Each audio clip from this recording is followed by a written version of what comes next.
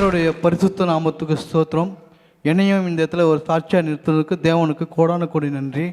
ஏன்னா ரொம்ப ரொம்ப நாளாகவே ஒரு வண்டி எடுக்கணும்னு சொல்லிட்டு பிரயாசப்பட்டு கொண்டு இருந்தேன். இந்த அன்பன் பார்த்து ஒரு நாள் மீட்டிங்கில் எப்போவுமே ஒரு ஜெபக்குறிப்பில் இந்த ஒரு பாயிண்ட் இருக்கும், வண்டி எடுக்கணும்னு சொல்லிட்டு. கர்த்தருடைய குறிப்பினால் போன வாரத்தில் வண்டி எடுக்கணும்னு சொல்லிட்டு ஒரு வாரமாகவே எனக்குள்ள எண்ணம் தோன்றி கொண்டே இருந்தது. அதே போல் சரி ஆண்டவர் மேலே பாரத்தை போட்டு நான் அசோக் லைன் ஷோரூமில் போய் தோஸ்து ஒன்று எடுக்கலாம்னு சொல்லிட்டு பிரயாசப்பட்டு போனேன். அங்கே ஒரு ஆலோசனை கொடுத்தாங்க. அதே போல் நல்லபடியாக அந்த இடத்துல பேசினபடியாக நல்லபடியாக அந்த இடத்துல லோன் கிடைக்க முடியாது. ஒரே நாளில் எல்லா லோனும் அப்ரூவலும் கிடைச்சிது. கர்த்தருடைய கிருபையினால் இன்சூரன்ஸ் அமௌண்ட்டும் கிடைக்க கர்த்தர் கிருபை கொடுத்தாரு. அதே போல் இந்த இடத்துல ஆண்டவரே உமக்கு சித்தமானால் இந்த இடத்துல வண்டியோடு புது வண்டியோடு எடுத்துன்னு ஐயா கிட்ட ஜெபம் பண்ணின்னு போனோம். உங்களுக்கு சித்தமாக இருந்தால் இந்த காரியத்தை வாக்கி செய்யுங்கன்னு சொல்லிட்டு ஜெபம் பண்ணிட்டு வந்தேன் கர்த்தருக்கு கிருபையினால். அதே போல் புது வண்டி எடுத்துன்னு இந்த இடத்துக்கு கிருபை கொடுத்தாரு. கர்த்தருக்கு நன்றி. கர்த்தருடைய பரிசுத்த நாமத்துக்கு ஸ்தோத்திரம். எங்களுக்கு திருமணமாகி 2 வருடமாக குழந்தை இல்லை. அப்போ எங்கள் அம்மா சொன்னாங்க, அன்பரின் பாதம் ஜெபத்தில் நீ கலந்துக்கோமா அப்படின்னு சொன்னாங்க. அப்போ நான் ஆன்லைனில் தான் கலந்துக்கிட்டேன். அப்போ நான் என் வயிற்றில் கையை வச்சு அப்போவே நான் ஜெபம் பண்ண ஆரம்பித்தேன். அது மட்டும் இல்லாமல் ப்ரேயர் டவருக்கும் ஃபோன் பண்ணி பாப்பாக்காக ஜெபம் பண்ணேன். அற்புத விதமாக அந்த மாதமே ஏசப்பா நான் கன்சீவாக உதவி செஞ்சார். நல்ல ஒரு ஆண் குழந்தையை நார்மல் டெலிவரியில் பெற்றெடுக்க உதவி செஞ்சார். அற்புதம் செய்த கர்த்தருக்கு கொடான கொடி நன்றி.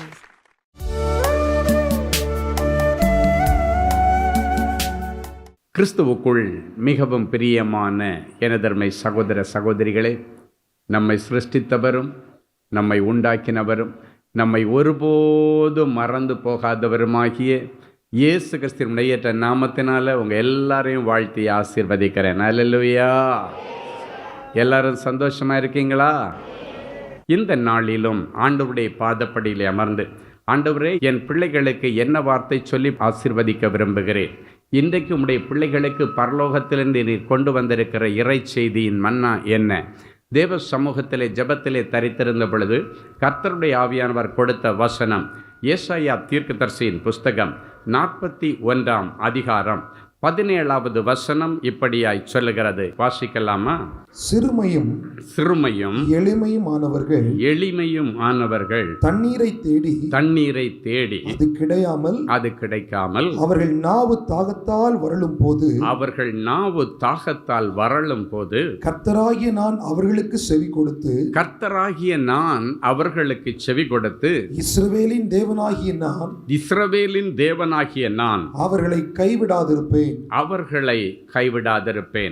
சிறுமையும் எளிமையுமானவர்கள் தண்ணீரை தேடி, ஒரு நன்மையான ஆசீர்வாதத்தை தேடி, வேலையை தேடி, ஏதோ ஒரு ஆசீர்வாதமான நன்மையான ஈவை தேடி அது கிடைக்காமல் போகிற பட்சத்திலே, ஏமாற்றத்தின் நிமித்தம் நாவறண்டு போகிற நேரத்திலே, யாருமே எனக்கு உதவி செய்யவில்லையே என்று அவன் அழுது கொண்டிருக்கும் பொழுது கர்த்தர் இறங்கி அவனை கைவிடாதபடிக்கு அணைத்து அந்த காரியத்திலே அவனுக்கு உதவி செய்வார். என்னென்ன காரியங்களை நாம் செய்யும் பொழுது ஆண்டவருடைய கைவிடாத நேசக்கரத்தை நாம் தக்க வைத்து கொள்ள முடியும்? இன்றைக்கு கைவிடாத நேசக்கரம் உங்களோடு கூட இருக்கும்படி விரும்புகிறது. அவர் உங்கள் இருதயத்தில் இருந்து உங்களை அரசாட்சி செய்யும்படி விரும்புகிறார். உங்களை சரியான பாதையிலே நடத்த வேண்டும் என்று விரும்புகிறார். அழிவின் பாதையில் அல்ல, ஆசீர்வாதத்தின் பாதையிலே, வாழ்வின் பாதையிலே உன்னை நடத்த வேண்டும் என்று விரும்புகிறார். குருட்டாட்டத்திலே உன்னை நடத்தின பிசாசினிடத்திலிருந்து உன்னை பிடுங்கி இனி வெளிச்சத்தின் பாதையிலே ஆண்டவர் உங்களை நடத்த விரும்புகிறார். அந்த கரம் உன்னோடு கூட நிரந்தரமாய் இருக்க வேண்டுமானால் நீ செய்ய வேண்டிய சில காரியங்களை சுருக்கமாய் தியானித்து நாம் ஜெபித்து முடிக்கப் போகிறோம். முதலாவது, யாரை ஆண்டவர் கைவிட மாட்டார்? அவருடைய கைவிடாத நேசக்கரம் தொடர்ந்து உன் கூட இருக்க வேண்டுமானால் நீ என்ன செய்யணும்னா, ஒவ்வொரு நாளும் நாம் ஆண்டவரை தேடுகிற பிள்ளைகளாய் இருக்க வேண்டும். சங்கீதம் 9:10 சொல்லுகிறது, கர்த்தாவே உம்மை தேடுகிறவர்களை நீர் கைவிடுகிறதில்லை, ஆதலால் உமது நாமத்தை அறிந்தவர்கள் உம்மை நம்பியிருக்கிறார்கள்.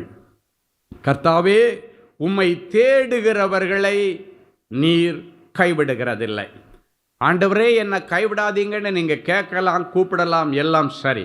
ஆனால் அதே நேரத்தில் ஒவ்வொரு நாளும் ஆண்டவரை தேடுகிற பிள்ளைகளாக இருக்க வேண்டும், செபிக்கிற பிள்ளைகளாக இருக்க வேண்டும். இன்றைக்கு ஜெப வாழ்க்கை குறைந்து போன நிலைமையிலே இருக்கிறீர்கள்.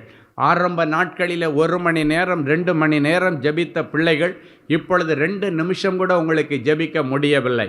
ஆசீர்வாதம் இல்லாத நேரத்திலே கஷ்டப்படும் பொழுது பல மணி நேரம் உபவாசம் இருந்து அழுது ஜெபித்தீர்கள். ஆண்டவர் கேட்டு உங்களை ஆசீர்வதித்ததுக்கு பிறகு இப்போ ஜெபிக்க உங்களுக்கு நேரம் இல்லை.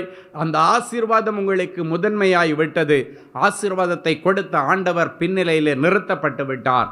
என் அன்பு தேவனுடைய பிள்ளைகளே, அந்த நிலைமைக்கு இன்றைக்கி நீங்கள் முடிவை கொண்டு வரணும். இன்றைக்கு ஒவ்வொரு நாளும் நீங்கள் காலையில் எழும்பின உடனே வேதம் சொல்லுகிறது, அதிகாலையிலே என்னை தேடுகிறவர்கள் என்னை கண்டடைவார்களாம். காலையில் எழும்பின உடனே சிலர் சொல்லுவாங்க, இன்னைக்கு யார் முகத்தில் முழிச்சனோ தெரியல, இந்த பிரச்சனையெல்லாம் வேணுன்னே வீடு தேடி வருது, வம்பெல்லாம் வீடு தேடி வருது அப்படின்னு சொல்லுவாங்க. யார் முகத்தில் முழிச்சனோ தெரியலேன்னு சொல்லுவாங்க. நீங்கள் ஆண்டவருடைய முகத்தில் முழிக்கணும் அப்படின்னு அதிகாலையில் ஆண்டவரை தேடி ஆண்டவருடைய சமூகத்திலே ஒவ்வொரு நாளையும் நீங்கள் ஆரம்பிக்கும் பொழுது உங்கள் வாழ்க்கை அன்றைக்கு ஆசீர்வாதமாக இருக்கும். உங்கள் வாழ்க்கையில் இருக்கிற தடைகள் உடைக்கப்படும். உங்கள் வாழ்க்கையில் இருக்கிற கட்டுகளை எல்லாம் ஆண்டவர் அறுத்து போடுவார். அதிகாலையிலே தேடுகிறவர்கள் என்னை கண்டடைவார்கள். இன்னைக்கு காலையில் எழும்பின உடனே ஆண்டவரை தேடுறான்னா இவன் படுத்து கிடந்துட்டே அப்படி தடவான். என்ன தடவான்? மொபைல் எங்கே கிடக்குதுன்னு தடவான். அதுதான் இன்றைக்கி நிறைய பேருக்கு தெய்வம் மாதிரி ஆயிடுச்சு. அதனால தான் வாழ்க்கையில் நிறைய கஷ்டங்கள். இந்த கொரோனாவுக்கு பின்னணி என்ன தெரியுமா? ஆண்டவர் முழு உலகத்தையும் பரிசுத்தப்படுத்தி ஒரு விசை கூட பிரதிஷ்டை பண்ண விரும்பினார். அதுக்காக தான் முழு உலகத்தை ஆண்டவர் அடைச்சாரே தவிர உங்களை வேதனைப்படுத்துறதுக்காக இல்லை. ஒரு பில்டிங்கை ரெனோவேஷன் பண்ணணும் அப்படின்னாச்சுன்னா என்ன பண்ணுவோம்? நம்ம அந்த வீட்டில் இருந்துகிட்டே நம்ம ரெனோவேஷன் பண்ண மாட்டோம். முதல்ல வீட்டிலேருந்து வெளியே போயிட்டு வீட்டை மூடி போட்டு ஒவ்வொரு இடமா ரெனோவேஷன் பண்ணணும். அது வீடாக இருந்தாலும் சரி, கடையாக இருந்தாலும் சரி, முழு உலகமாக ஆண்டவருக்கு முன்னாக ரெனோவேஷன் பண்ணப்பட வேண்டிய, புதுப்பிக்கப்பட வேண்டிய சூழ்நிலையிலே உலகம் தன்னை கொண்டு போய் விட்டபடியினாலே மனிதர்கள் ஆண்டவர் இப்படி ஒரு முடிவை எடுப்பதற்கு தள்ளப்பட்டார். அதுதான் உண்மை. ஆண்டவர் அல்ல, நம்ம தான் ஆண்டவர் சொல்றார். நம்ம தான் அதற்கு காரணம். இந்த நேரத்தில் ஆண்டவர் சொல்றார், ஆண்டவரை தேடி அண்டி பிடித்து கொள்ளுகிற பிள்ளைகள் தான் இனி வருகிற நாட்களிலே பாதுகாக்கப்பட முடியும். அவர்கள் இந்த பூமியிலே நிலைநிறுத்தப்பட முடியும் என்பதை ஆண்டவருடைய ஸ்தானாதிபதியாக நின்று இந்த பலிபீடத்திலிருந்து நான் சொல்லுகிறேன். கர்த்தரை தேடுகிற பிள்ளைகளை அவர் கைவிடுவதில்லை. அப்படின்னா இன்னைக்கு பிறகு நம்ம பேட்டர்ன் எல்லாம் மாற்றிடணும். நைட்டே மொபைலில் பெட்டு பக்கத்தில் வைக்கிறது எல்லாத்தையும் இன்றைக்கி முடிவுக்கு கொண்டு வந்து ஆஃப் பண்ணி போட்டுருங்க, இல்லை சைலண்ட் போட்டு அட்லீஸ்ட் தூங்குகிற நேரத்துலையாவது கொஞ்சம் நிம்மதியாக தூங்குங்க. மூளைக்கு ரெஸ்ட் கொடுக்கறதுக்காக வேண்டி தான் ஆண்டவர் இந்த தூக்கன்னு ஒன்றை கொண்டு வந்து வச்சிருக்கிறார். மூளை 24 மணி நேரம் செயல்பட்டுருச்சுன்னா கொஞ்ச நாள் அவன் பைத்தியக்காரனாக மாறி விடுவான். தூக்கம் வராதவங்க பேசுகிறதை நான் கவனித்திருக்கிறேன். நைட்டு தூங்கினா தூக்கம் வரலையா, இப்படியே போயாச்சுன்னா எனக்கு பைத்தியம் பிடிச்சிருமோன்னு பயமாக இருக்குது. பிரெயின் தூங்கலைன்னா பைத்தியம் பிடிச்சிரும்.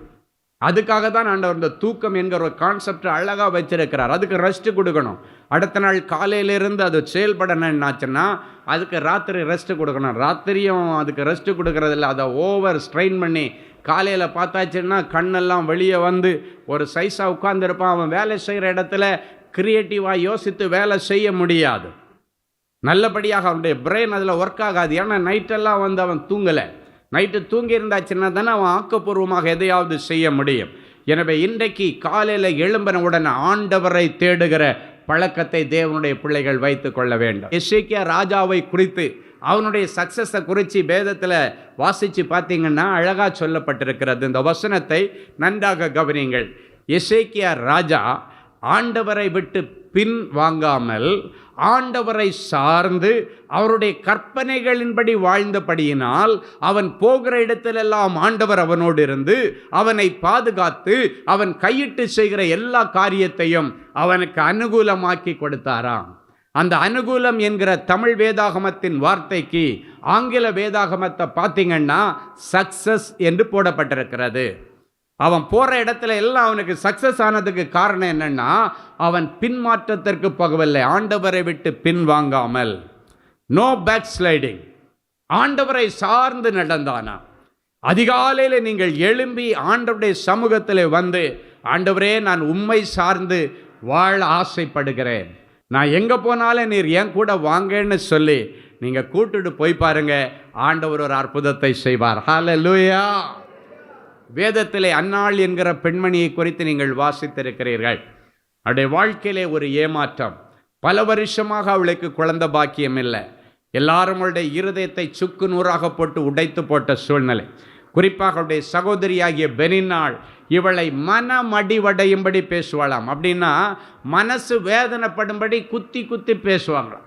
அதெல்லாம் நமக்கு சர்வசாதாரணமாக கை வந்த கலை. அடுத்தவங்களை குத்தி பேசுகிறது, அடுத்தவங்களை வேதனைப்படுத்துறது, இன்றைக்கி நிறைய பேர் அதுக்கு எங்கேருந்து தான் ட்ரைனிங் எடுத்தாங்கன்னு தெரியாது. அப்படியே வாழைப்பழத்தில் ஊசி இறக்குற மாதிரி விடுவாங்க பாருங்க, அப்படி பவர்ஃபுல்லாக இருக்கும் அவளுடைய வார்த்தைகள். அதே போல தான் அன்னாளுடைய சகோதரியாகிய பெனின்னாளுடைய வார்த்தைகள் இருதயத்தை உடைத்து போட்டது. மன மடிவடைந்து என்று சொல்லப்படுற மன மடிவு அப்படின்னு சொல்றது மனசை உடைக்கிற மாதிரி சில காரியங்கள் அவருடைய வாழ்க்கையில நடந்தது, பேசினது. ஆனால் அவருடைய புருஷன் ரொம்ப நல்ல மனுஷன். அவர் சொல்கிறான், நான் ஒரு பிள்ளை உனக்கு 10 பிள்ளைக்கு சமம் என்று எவ்வளவோ ஆறுதல் படுத்தினாலும் அவள் ஆறுதல் படலை. புருஷன் ஆறுதலாக இருக்கார். ஆனால் பக்கத்திலே இருந்துட்டு இந்த சக்களத்தி அவள் என்னை எல்லா காரியத்திலும் என்னை வேதனைப்படுத்துகிறாளே என்று சொல்லி இந்த இருதயம் வேதனைப்பட்டது. அவள் என்ன யோசித்திருப்பா தெரியுமா? அவளுக்கு குழந்தை இருக்குது, எனக்கு குழந்தை இல்லைன்னு தானே என்னை நீ இப்படியெல்லாம் சீண்டி பார்க்குற, எனக்கு ஆசீர்வாதமான ஒரு சந்ததி இல்லைன்னு தானே என்னை இவ்வளவு கேவலமாக நீ பேசுகிற என்று சொல்லி பல நாட்கள் அவள் சாப்பிடாமல் இருந்தாள்.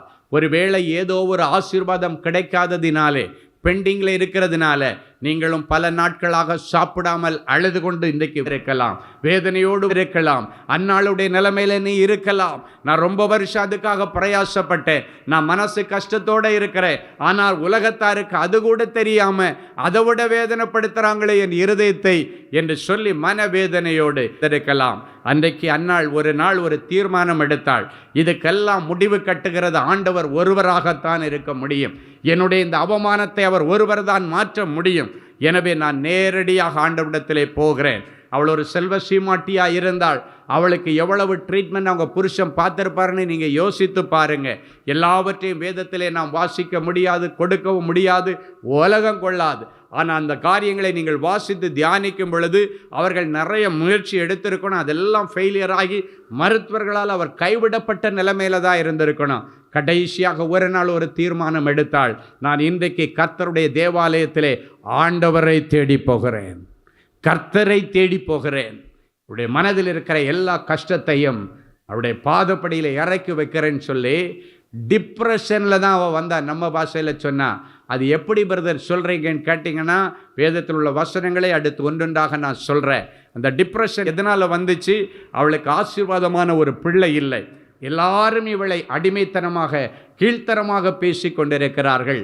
அவள் தீர்மானம் எடுத்தாள், இதுக்கு மேலே நான் ஒரு நாள் கூட வெயிட் பண்ண மாட்டேன், என் ஆண்டவரை தேடி போகிறேன்.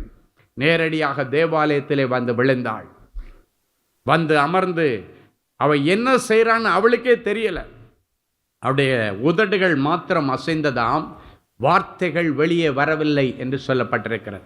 அந்த தேவாலயத்தினுடைய ஊழியக்காரனாகி ஏலி அதை கவனித்து கொண்டிருக்கிறான். பேசுனா ஜெபம் பண்ணி உட்காந்துட்டு எல்லாரும் என்ன பண்ணுவாங்க, வந்து முட்டி போட்டு ஜெபம் பண்ணுவாங்க, இல்லைன்னா கைகளை நீட்டி ஜெபம் பண்ணுவாங்க, இல்லை கை கூப்பி ஜெபம் பண்ணுவாங்க. ஆனால் இவன் வந்து உட்கார்ந்துட்டு அவருடைய செய்கைகள் வித்தியாசமாக இருந்தது. அந்த செய்கைகள் வித்தியாசமாக இருந்ததற்கு காரணம் என்ன? அவன் மன மடிவடைந்து டிப்ரெஷனில் என்ன செய்கிறன்னே தெரியாமல் உட்காந்துட்டு செய்துட்டு இருக்கிறான். வேதம் சொல்லுகிற அவருடைய உதடுகள் மாத்திரம் அசைந்தது, வார்த்தைகள் வெளியே வரவில்லை, கண்ணீர் மட்டும் வந்து கொண்டே இருக்கிறது. ஏலி கேட்கிறான், என்னம்மா மதுபானம் ஏதாவது குடிச்சிட்டு சர்ச்சுக்குள்ளே வந்துட்டியா? உன் செய்கையெல்லாம் வித்தியாசமாக இருக்கிறது. அவள் சொல்லுகிறார், அப்படி அல்ல என் ஆண்டவனே, நான் மனக்லேசமுள்ள ஸ்திரீ. அப்படின்னா மன அழுத்தமுள்ள ஸ்திரீ என்று அர்த்தம். மன அழுத்தம், டிப்ரெஷனில் வந்திருக்கிற என் மனசில் இருக்கிறது எல்லாம் ஆண்டவரிடத்தில் நான் ஊற்றி கொண்டிருக்கிறேன் என்று சொன்னாள். எப்போவுமே டிப்ரெஷனில் இருக்கிறவங்களுக்கு வார்த்தை அதிகமாக வராது, யாரை பார்த்தாலும் அமைதியாக இருப்பாங்களே தவிர பேச மாட்டாங்க. அதுதான் அன்றைக்கு அன்னாளுடைய நிலைமை. காரணம் என்ன? அந்த ஆசீர்வாத கேடு. அவள் தன்னுடைய மனதில் இருக்கிறது எல்லாவற்றையும் தேவ சமூகத்திலே ஊற்றினாள். அவள் சொன்னார், என் மனதில் இருக்கிற எல்லா காரியத்தையும் என் இருதயத்தையே ஆண்டவரிடத்தில் ஊற்றி விட்டேன் என்று சொல்லுகிறார். அப்படின்னா என் இருதயத்தில் இருக்கிற கஷ்டத்தை எல்லாம் ஆண்டவரிடத்தில் வந்து கொட்டி தீர்த்துட்டேன்னு சொல்றா. இன்றைக்கு ஒருவேளை நீங்களும் அந்நாளை போல உங்க மனசுல இருக்கிற எல்லா கஷ்டத்தையும் ஆண்டவரிடத்தில் கொட்டி தீர்ப்பதற்காக நீங்கள் இன்றைக்கு இருக்கலாம். அவ எல்லாம் கொட்டி தீர்த்திட்டு எழும்பி போய் சாப்பிட்டாளாம். அதுவரைக்கும் பல நாள் சாப்பிடாதவள் அதன் பிறகு போய் சாப்பிட்டாளாம். காரணம் என்ன? அவள் ஆண்டவரை தேடி வரும் பொழுது அவளுக்கு ஆண்டவரிடத்திலிருந்து கண்டிப்பாக ஒரு நிச்சயமான வாக்குறுதி கிடைச்சிருக்கணும். அந்த வாக்குறுதியை நம்பி, ஆண்டவர் கொடுத்த வார்த்தையை நம்பி, அந்த சமாதானத்தை அவள் நம்பி போய் சாப்பிட்டா. இறக்கி வைக்க வேண்டியவரிடத்தில் என் பாரத்தை இறக்கி வச்சிட்டேன், இனி யாரிடத்திலேயும் நான் தலைகுனிவு இருக்க வேண்டிய அவசியம் இல்லை. நம்பிக்கையோடு போய் சாப்பிட்டாளாம். வேதம் சொல்லுகிறது, சில நாள் சென்றபோது அந்நாள் கர்ப்பவதி ஆனாளாம். சில மாதங்கள் கழித்தல்ல, சில வாரங்கள் கழித்தல்ல, வருஷங்கள் கழித்தல்ல, சில நாள் சென்றபோது. இப்பொழுதும் ஆண்டவருடைய ஸ்தானாதிபதியாக தேவனுடைய பலிபீடத்திலிருந்து நான் சொல்லுகிறேன், இனி உனக்கு ஆசீர்வாதமும் நீ எதிர்பார்த்து வந்திருக்கிற அற்புதமும் வருஷ கணக்கில் இனி தள்ளுவதில்லை. சில நாட்களுக்குள்ளே கர்த்தர் உனக்கு ஒரு அற்புதத்தை செய்வார். எந்த காரியத்திற்காக நீ கண்ணீரோடு அழுது கொண்டு வந்தாயோ அந்த காரியத்திலே சில நாட்களுக்குள்ளே உனக்கு ஒரு அற்புதம் நடக்கும். இன்றைக்கு ஆண்டவருடைய சமூகத்திலே உன் இருதயத்தில் இருக்கிற எல்லா கஷ்டத்தை இறக்கி வச்சுட்டு போங்க, தேவ மகிமையை பார்ப்பீங்க. அடுத்த அதே தேவாலயத்துக்கு வர்றா. இப்ப என்ன தெரியுமா சொல்றா? என் இருதயம் கர்த்தருக்குள்ளே களி கூர்ந்திருக்கிறது. முந்தின முறை ஆண்டவரை தேடி வரும் பொழுது அவர் சொல்றா, என் இருதயத்தை ஆண்டவரிடத்திலே ஊற்றிவிட்டேன், நான் மனக்லேசம் உள்ள ஸ்திரீ. இப்ப மனக்லேசம் எல்லாம் போயிடுச்சு. இப்ப என்ன சொல்றா? என் ஆத்துமா கர்த்தருக்குள்ளே களி கூறுகிறது. என் அன்பு தேவனுடைய பிள்ளைகள், அவள் சொல்லியும் செய்யாதிருப்பாரோ? அவர் சொன்னதை சொன்னபடி செய்கிறவர், இஸ்ரவேலின் ஜெயபலம் ஆனவர், சொன்னதை சொன்னபடி செய்கிறவர். உங்களுக்கு செய்வார். நீங்க ஆண்டவரை தேடணும். எந்த ஒரு சூழ்நிலையிலும் சரி ஆண்டவரை தேடினீங்கன்னா அவர் உங்களுக்கு தென்படுவார். அவரை விட்டுட்டீங்கன்னா அவர் என்றென்றைக்கு முன்னே விட்டு விடுவார் என்று தாவீது தன் அனுபவத்தை தன் பிள்ளைக்கு சொல்லிக் கொடுக்கிறார். சாலமோனை பார்த்து, மகனே சாலமோனே, நீ அவரை தேடினால் அவர் உனக்கு தென்படுவார். ஆண்டவருடைய பார்வையில் பட்டுட்டீங்கன்னா உங்க பிரச்சனைகளுக்கு முடிவு வரும். காலையில் எழும்பி ஆண்டவர் முகத்தை பாருங்க. ஹல்லேலூயா. எல்லாரும் அப்படியே எழும்பி நின்று தேவ சமூகத்திலே ஒரு நிமிடம் நம்மை தாழ்த்தி ஒப்பு கொடுப்போம். சிறுமையும் எளிமையுமானவன் தண்ணீரை தேடி, ஏதோ ஒரு நன்மையை தேடி, அது கிடைக்காத பட்சத்தில் ஏமாற்றத்தோடு நான் வறண்டு இருதயம் உடைஞ்சி சுற்றி கொண்டிருக்கிற நேரத்தில் நான் அவனுக்கு எதிர்பட்டு அவன் சூழ்நிலையை கண்டு அவனுக்கு உதவி செய்து அவனை கைவிடாதிருப்பேன் என்று சொன்ன தேவனே, என் பிள்ளைகளும் எத்தனையோ முறை ஒரு வேலையை தேடி அலைஞ்சி அலைஞ்சி அலைஞ்சி அது கிடைக்காத பட்சத்தில் நான் வறண்டு போயிருக்கிறார்கள், இருதயம் உடைஞ்சு போயிருக்கிறார்கள். எத்தனை என்று எழுதி பார்த்தேன், எத்தனை இன்றைக்கு போய் பார்த்தேன், எத்தனை எக்ஸாம் எழுதி பார்த்தேன், எனக்கு ஒரு வேலை கிடைக்கலையே. என் பிள்ளைகளுடைய இருதயம் வறண்டு போயிருக்கிறது. என் பிள்ளைகளுக்கு உதவி செய்யும். எல்லாரும் கைவிட்ட நேரத்தில் நான் கைவிட மாட்டேன்னு சொன்ன தேவனே, அன்றைக்கு ஆகாரையும் இஸ்மவேலையும் ஆபிரகாம் கைவிட்டு விட்டார், சாராள் கைவிட்டு விட்டாள். அந்த வனாந்தரத்திலே தண்ணி கூட கிடைக்காம பிள்ளை அழுகிற நேரத்திலே கைவிடாத நேசர் வந்து அவர்களுக்காக ஒரு தண்ணீர் நீரூற்றை ஏற்படுத்தின நேரத்தில் அதுவரைக்கும் நாவறண்டு போன என் பிள்ளைகளை கைவிடாத நேசர் ஆபிரகாமால கைவிடப்பட்டவள், சாராளால கைவிடப்பட்டவள் வனாந்தரத்தில் தன் பிள்ளைக்கு தண்ணி கூட இல்லாம அலைந்தார். கடைசியாக நீர் அவர்களை கண்டுபிடித்து அவர்களுடைய தாகத்தை தீர்க்க தண்ணீரை கொடுத்து, உன் பிள்ளையை பிடித்து கொண்டு போ கையிலே, அவனை பெரிய ஜாதியாக்குவேன், அவனிலே பிரபுக்கள் தோன்றுவார்கள் என்று சொன்னீரே, அதே போல என் பிள்ளைகளும் மனம் நொந்து உடைஞ்சு போய் வேலை கிடைக்காம வருமானத்துக்கு வழி இல்லாமல் என் பிள்ளைக்கு இன்னொரு நல்ல காரியம் செய்ய வைக்க முடியலையே. என் பிள்ளைக்கு ஒரு வேலை கிடைச்சதுன்னா, என் பிள்ளைக்கு வருமானத்திற்கு ஒரு வழி பிறந்துன்னா, என் பிள்ளையுடைய வாழ்க்கையில் ஒரு கல்யாணம் பண்ணி வைப்பது, என் பிள்ளைக்கு ஒரு சந்ததி கிடைக்குமே என்று இந்த தாய்மார்களுடைய கண்ணீரை கண்டு அவர்களை பார்த்து, உன் பிள்ளையை கையில் பிடித்து கொண்டு போ, அவனை பெரிய ஜாதியாக்குவேன், அவனுக்கு பெரிய வேலையை கொடுப்பேன், அவள் ராஜாக்களோடும் பிரபுக்களோடும் உட்கார்ந்திருப்பாள் என்று ஆண்டவருடைய வார்த்தை சொல்லி, என் பிள்ளைகளையும் இவர்களுக்கு நீர் கொடுத்த ஆசீர்வாதமான குழந்தைகளையும் நீர் ஆசீர்வதித்து அனுப்புகிறதற்காய் உமக்கு நன்றி, உமக்கு நன்றி. கடைசியாக ஆண்டவர் சொல்லுகிறேன், உங்களுக்கு வேண்டியது எல்லாம் நான் தருவேன். கர்த்தரிடத்தில் அடைக்கலமாய் வந்து விழுந்திருக்கிற உங்களுக்கு ஆண்டவரால் நிறைவான பலன் இயேசுவின் மூலம் பிதாவே. ஆமேன், ஆமேன். Genesis Creations Media Academy, certification in media technology.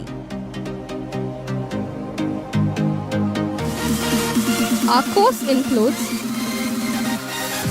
videography, photography,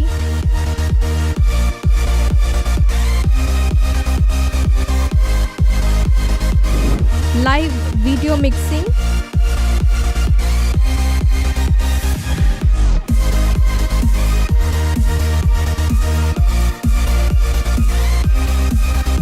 Photoshop, live sound mixing,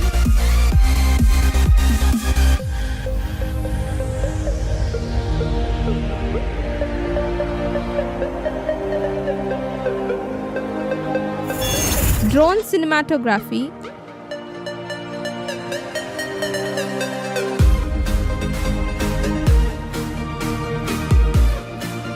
and video editing.